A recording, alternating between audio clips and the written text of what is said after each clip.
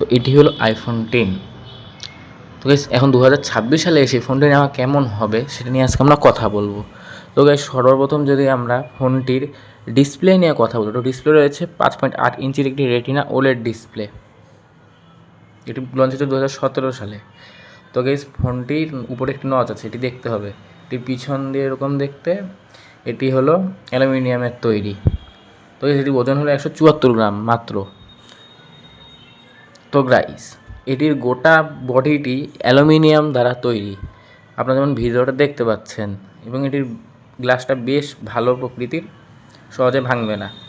তো এটি হলো এরকম। তো এটির ওএস আপডেট সম্পর্কে বলি, iOS 11 এটি লঞ্চ হয়েছিল এবং iOS 16 পর্যন্ত এটি গেছে, এরপরে আর আপডেট পাবে না। এটির মধ্যে অ্যাপেল A11 বায়োনিক চিপ আছে।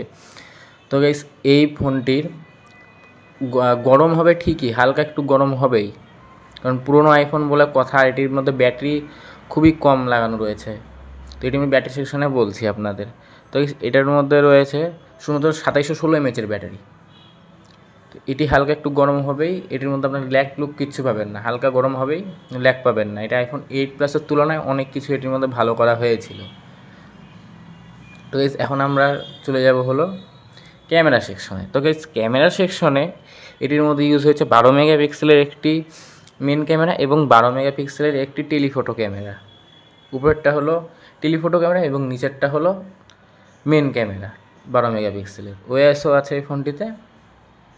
তো এখন আমরা কথা বলবো এটা ক্যামেরা স্যাম্পল। তো এই ক্যামেরা স্যাম্পল এরকম দেখতে, এটি টেকওয়ার্ডস দাদা দিয়ে তৈরি, মানে ক্রেডিট ওনারই, আমি শুধু ফটোগুলো দেখাচ্ছি আপনাদের এরকম।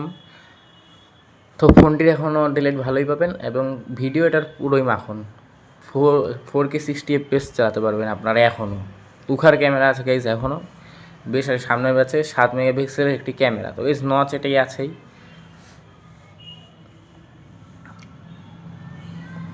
তো এরকম হলো এটি দেখতে, এখনও নিতে পারবেন আপনারা, বেশ ভালো ফোন হচ্ছে। আপনাদের পরে বলছি ওয়ার্থ হবে কিনা। 8 প্লাসের থেকে এটির মধ্যে বেশ অনেক কিছু চেঞ্জ করা হয়েছিল, যেমন এটির ডিসপ্লেটি ছিল এটির আইফোন 8 প্লাসের হোম টাচ দেওয়া, কিন্তু এটার মধ্যে হোম টাচ নেই। এবার এটার মধ্যে গোটা গেস্টার দিয়ে ভর্তি, যেটা এখন আমরা অ্যান্ড্রয়েডও ব্যবহার করছি।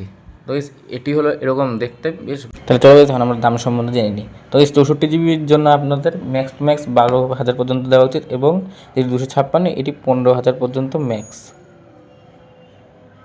ফোনটা নিতে পারেন, কিন্তু এটি 4G ফোন গাইস। তো আজকের মতন এখানে দেখা হচ্ছে, bye bye guys. Video like, subscribe এবং কমেন্ট করে যাবেন।